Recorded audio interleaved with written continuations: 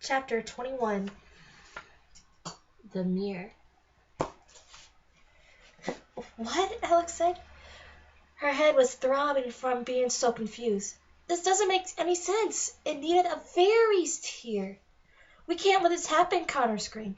We have to stop her. She can't use the wishing spell. The twins struggled and fought against the ropes, but there was nothing they could do. It was too late.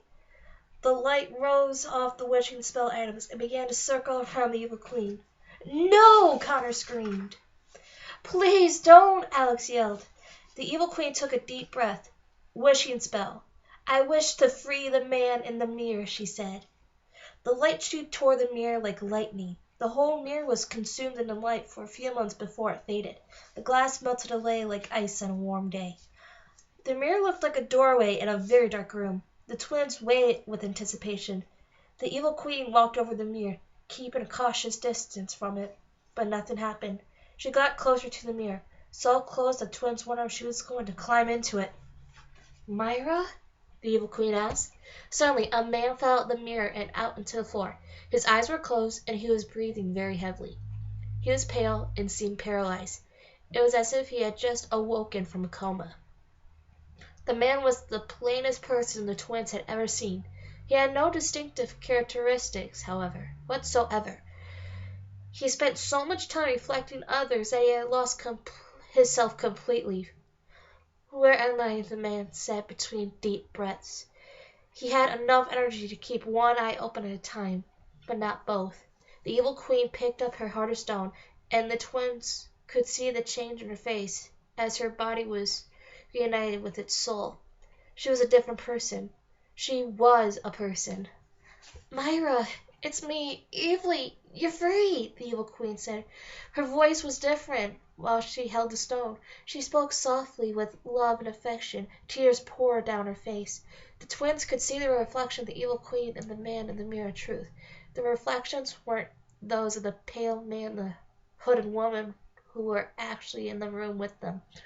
They were two young people. One was the beautiful girl the evil queen had once been, and the other a very handsome young man that Myra must have been before being imprisoned in the mirror. Evely cradled Myra in her arms and slowly rocked him. You're free, Myra. You're free, she repeated softly. I freed you just like I promised. I'm so sorry it took me as long as it did. The man opened both his eyes and stared up at her. She only freed the very little left of him that was left. The rest had faded away a long time ago. Evely, he said, and a slight smile appeared on his face, recognizing the name. The smile only lasted a moment. His eyes fluttered shut, and he stopped breathing. Myra? The evil queen asked. Myra! Myra didn't move. He was as lifeless as he looked. His reflection disappeared entirely from the golden mirror. No, the evil queen said. No! The tears were running down much faster now. Come back! Please, come back! Alex Connor became emotional at the sight of it. The evil queen held the body of the man from her mirror in a tight embrace. She sobbed into him, still holding on to the heart of stone. She had worked her entire life for this, but she was too late. The wolves were starting to become impatient outside the castle. Many were pacing back and forth across the drawbridge. Others were lying across the entrance corridor, and one was sharpening his teeth with Goldilocks' sword. They had been waiting long enough for the evil queen, and they growled and grunted with restlessness. Suddenly, Melancholy's ears picked up. He looked to the horizon. The ground was vibrating, and something large was traveling their way. What is that? He asked. A cavalier of soldiers stampeded toward the castle in full speed. The soldiers were dressed in silver and green armor, and came from the northern kingdom. They were led by Froggy and Sir Grant sharing a horse. Jack was riding Porridge beside them. All wolves jumped up. All right, boys, we're done waiting for the queen, Malcolm said. We're going inside to get Red Riding Hood, and then we're getting out of here. All the wolves obediently howled, and then they ran into the castle. One of them pulled the lever with his mouth, raising the drawbridge. The soldiers assembled at the edge of the moat. The evil queen is in there, Froggy said to Sir Grant. The wolves are working for her. They took my friends. Evil queen, Sir Grant called out with his booming voice. "This is Sir Grand of Her Majesty Queen Snow White's royal guard. You have 30 seconds to surrender, or we'll open fire in the castle." The soldiers aligned a row of cannons. Jack hopped off a porch and found Goldilocks' sword on the ground. She was in there. "Prepare for cannons," Sir Grant ordered, and his soldiers positioned the cannons facing the castle. "Fire!" A cannon blasted the raised drawbridge into pieces. The entire castle rattled from the hit. "Prepare to fire again," Sir Grant shouted. "Hold your fire," Jack yelled. "There are innocent people in that castle. You mustn't fire until we can safely get them out of here. I have reason to believe Queen Riding Hood may be inside." Grant looked fearful. He couldn't have the death of an innocent queen on his hands. "You have 10 minutes before we open fire," Grant told Jack. Get in there, and save as many people as you can." Jack nodded without hesitation. If the woman he loved was in his harm's way, nothing would stop from saving her. "I'll go with you," Froggy said, secretly alarmed at his own bravery, which had suddenly swept over him. "You may need a hand." He and Froggy hopped onto the porch. The horse took a few steps back, then charged for the castle, jumping over the moat and through the large opening where the drawbridge had been a moment before. The castle's dungeon was small, but it had a row of several small cells. Goldilocks and Red Riding Hood's ropes and gags had been removed, but they were each put in their own cell, mostly so Goldilocks wouldn't kill Red Riding Hood before the wolves had their chance. The huntsman and the huntress watched over them like father and daughter hawks. "I just don't understand why my army hasn't rescued me yet. Shouldn't that be their top priority?" Red whined. "If I were Cinderella, none of this crap would have been happening." "I outran your army because, like most things about your kingdom, they're slow," Goldilocks said. "Besides, they're probably already elected a new queen by now." "That's not funny," Red said. "This has been the worst day of my entire life. I didn't even know it was possible to be kidnapped twice in one day." The wolves stormed into the dungeon. Red went white with fear. "Soldiers are invading the castle," Melanchthon said. "We're not waiting for the evil queen any longer. We're taking Red Riding Hood now." "Get the queen," the huntsman said to his daughter. The huntress nodded and ran down the opposite side of the dungeon and up a small stone staircase. She looked back before climbing it, not sure if leaving her father alone was a good idea. "No!" Red screamed. "You can't let them take me!" She looked all over the dungeon, unsure who she was talking to. She didn't have any friends in here. "I'm ready for this day to be over." "Fine. You can take her," the huntsman said to the wolves. He unlocked her cell, and Red jumped up and pushed the door open, knocking the huntsman back into the wolves. She ran as fast as she could, down the other side of the dungeon, and up the stone staircase the huntress had climbed. "After her!" Melanchthon ordered, and he and his pack ran after the young queen. She managed to get a head start as the wolves had trouble fitting to the staircase. Moments later, Jack and Froggy emerged into the dungeon. Jack was wielding Goldilocks' sword. "Stand back!" Jill yelled to the huntsman, who backed into a corner with his hands up. "Jack!" Goldilocks said, clenching the bars of her cell. "What are you doing here?" "Porridge found me," Jack said. "I knew something must have been wrong because you weren't with her. She led me here, and I met up with Snow White's army on the way." They stared at each other so lovingly that it made Froggy uncomfortable.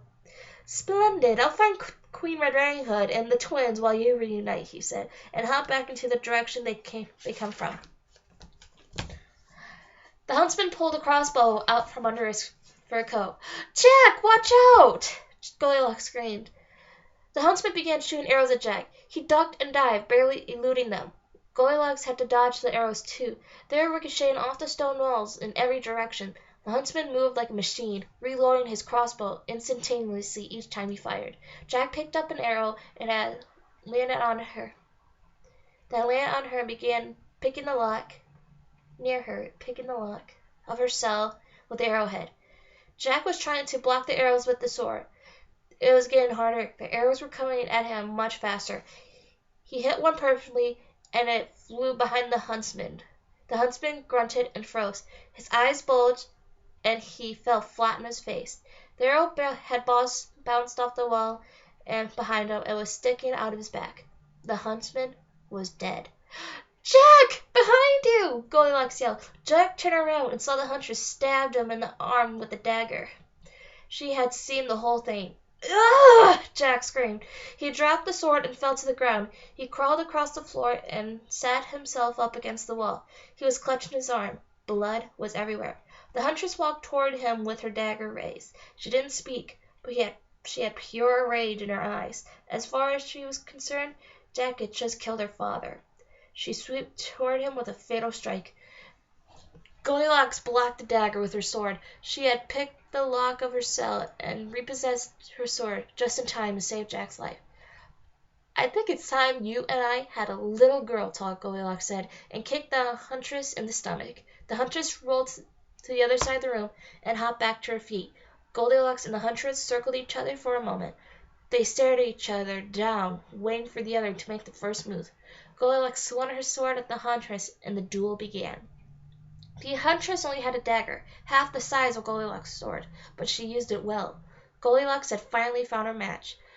They moved all around the dungeon, each stealing offensive strikes from the other. The huntress cornered Goldilocks. Goldilocks ran up the wall and flipped over the huntress, cornering her now. "Where did you learn to do that?" Jack said. "I'll tell you later," Goldilocks said. The huntress headbutted Goldilocks and ran out of the dungeon. "Come back here!" Goldilocks called out and chased after her.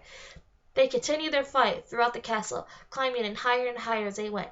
Meanwhile, Red Riding Hood was being chased through the circle by the big bad wolf pack. She was running for her life, and tears were streaming down her face. She had only been this scared once before, an infamous day when she visited her grandmother as a child. Red wasn't crying from fear alone, though. She was also upset that she was getting one of her favorite dresses ruined. Red also wished she was better equipped for running when she dressed herself earlier that day. Red reached one of the highest levels of castles. Areas of the floor had rotted away, and she had to be very careful not to fall through any of the large holes that would drop her several stories below. The walls behind her were not being that cautious. They had a hard time getting traction on the smooth wooden floor that kept slipping into the holes, howling as they fell to their deaths. Red ran up the wooden staircase. The upper half of the staircase crumbled away in front of her as she passed the landing. "That's not good," Red said. She looked back at the steps behind her and saw Melonclaw. She was trapped. The wolf made his way toward her, one step at a time, enjoying the aggravation it caused her. "I've waited this moment for over a decade," Melonclaw growled. "Oh my, what big claws you have," Red said, trembling. "The better to maul you with, my dear," Melonclaw said. Red had never expected to die like this. She had always imagined it would be back in her castle with a dozen of her and Jack's children by her bedside. "Oh my, what big teeth you have," she said. "Oh, the better to bite you with, my dear," Melonclaw said. He was just a few feet away. He arched his back, ready to pounce. Suddenly, a quiet, whistling sound came from the castle. A cannonball crashed through the wall and directly into Melonclaw. The stairs collapsed, and the wolf was knocked into the next room. If he had survived it, he wouldn't be in one piece. "Oh my!" Reg said. She gasped on the banister and stair landing as if her life depended on it. The steps on either side were gone. She was truly stuck now. The land had started to teeter. The wood below it was slowly starting to crumble. "Oh my! Oh my! Oh my!" The red screamed. The banister collapsed and Red fell. She screamed the entire way down. Just a few seconds before Red was about to hit the floor, Froggy jumped into the air and caught the young queen. They both landed safely, courtesy of his strong frog legs. "You saved my life," Red said with big, thankful eyes. "I don't believe we've formally introduced." "Your Majesty," Froggy said. "My name is—" Froggy never got to finish. Red was prettily kissing his cheek. He turned dark green. Who knew frogs could blush? The castle began to shake as more cannons were fired. "They're starting to attack," Froggy said. "We have to find Connor and Alex and get out of here." Alex and Connor didn't know what was going on. All they could hear was the clinking of swords and the whimpering of wolves from outside the great hall, and the muffled announcements of soldiers outside the castle. They felt the castle shaking and falling apart around them. Cannonballs began bursting through the walls of the great hall. Big stone chunks and ceiling began to fall around them. They knew they had to get out of the castle as fast as possible. Your Majesty, Alex asked the evil queen, we have to get out of here. The castle has fallen apart. The evil queen didn't respond. All she could do was cry over the body of her former lover. If we don't get out of here soon, we're gonna make Humpty Dumpty's accident look like a scrape on the knee, Connor said. The evil queen wasn't listening to them. She was so grief-stricken that she couldn't hear. She didn't even seem to be aware of what was happening to the castle. Evely, please, you need to untie us, Alex pleaded. Just drop the stone and you won't feel that sadness. The doors into the great hall cracked open, and Froggy ran to the hall. Red watched from the doorway, panicked from all the destruction. Froggy, Connor yelled, untie us before we're crushed. I'm coming, children, Froggy said. He hopped across the room and quickly began untying them as fast as he could. It was difficult, though. The knots were tight. He untied Connor first, and then the two worked together to free Alex. Please hurry, Red called out from the doorway. My castle's being remodeled, and I'd really like to see it before I die. Alex was finally freed. Connor and Froggy ran toward the door, but Alex went to the table and started putting all the wishing spell items back in the bag. What are you doing, Connor yelled. What part of imploding castle don't you understand? I'm not leaving without these, Alex said. We made promises to return and to destroy them, remember? The wishing spell was starting to wear off on the magic mirror. The glass was starting to grow back. A cannonball hit the wall closest to the mirrors. The golden mirror was knocked over by the blast that shattered across the ground. The magic mirror started rocking about to fall any moment. Evely! Alex yelled, please come with us! But she was ignored. The magic mirror fell on top of the evil queen and Myra and scattered into thousands of pieces on the ground. But the evil queen and Myra were nowhere to be found. The mirror had swallowed them just before it shattered. Alex ran over and started searching for any trace of the evil queen or Myra, but there was nothing to find except bits of broken glass. The only thing Alex managed to find was the evil queen's heart of stone. Alex put the heart of stone in her bag. She turned to run toward the door with her brother and Froggy, but something else caught her eye on the floor. It was her reflection in a piece of the golden mirror. It was so bright and colorful. She saw herself smiling in it. There was something behind her, something moving like wings. Come on, Alex, coming yet. I don't want to be an only child. Coming, Alex said. She ignored the glass and joined her brother, Froggy, and Red in the doorway of the crumbling great hall. They found Jack in the corridor outside the great hall, still holding on to his wounded arm. Porridge was impatiently waiting here too, not wanting to leave without her mistress. Jack, Red said, went to embrace him. You came. I didn't came for you, Jack said, and refused to let him touch her. Where's Goldilocks? Red put a hand on her chest and was short of breath. Pure heartbreak started to consume her like a delayed poison. He really was in love with Goldilocks. Let me get everyone to safety and then I'll go back for her, Froggy said. I'll go with you. Ah! Had begun to speak, but screamed when he tried to move his arm. No, you won't, Froggy said. One by one, Froggy took hold of Alex, Connor, Red, and Jack and leaped with them across the moat. Porridge took some convincing, but Jack coaxed her into hopping over the moat with them. They joined the soldiers, many of whom bowed upon seeing Queen Red Riding Hood. Forgive my hair, gentlemen, Red said. It's been a rough day. Where's the evil queen, Sir Grant asked. She's gone, Alex said softly. Gone? He asked. Yes, Alex said sadly. Trust me, you won't have to worry about seeing her again. Sir Grant nodded. A huge weight had been lifted off his shoulders and the shoulders of his kingdom. Where was Goldilocks when you last saw her? Froggy asked Jack. She was fighting that woman. I don't know where they went, Jack said.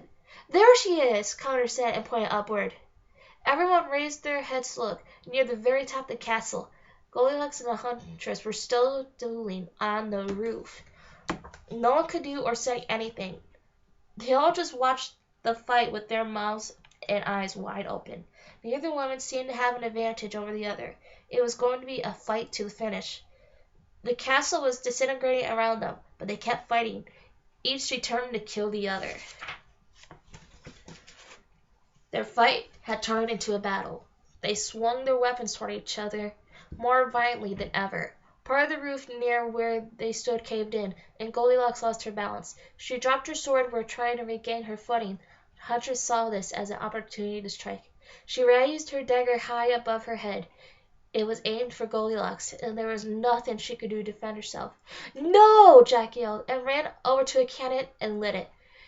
He wrenched it toward the huntress' direction, and it fired. A cannonball soared toward the women, blasted away the section of the roof the huntress was standing on.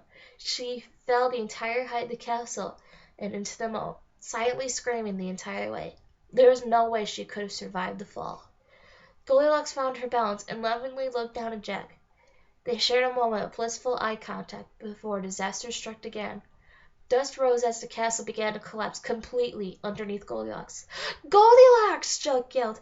"I can't watch," Alex said, and buried her face in Connor's shoulders. It was hard to see anything through the dust. The sound was thunderous. Thousands upon thousands of stones were falling on top of one another. Many rolled over into the moat. The dust eventually cleared out once the stones had settled. The castle was now a massive pile of stone bricks. Goldilocks was nowhere to be found. "Goldilocks! Goldilocks!"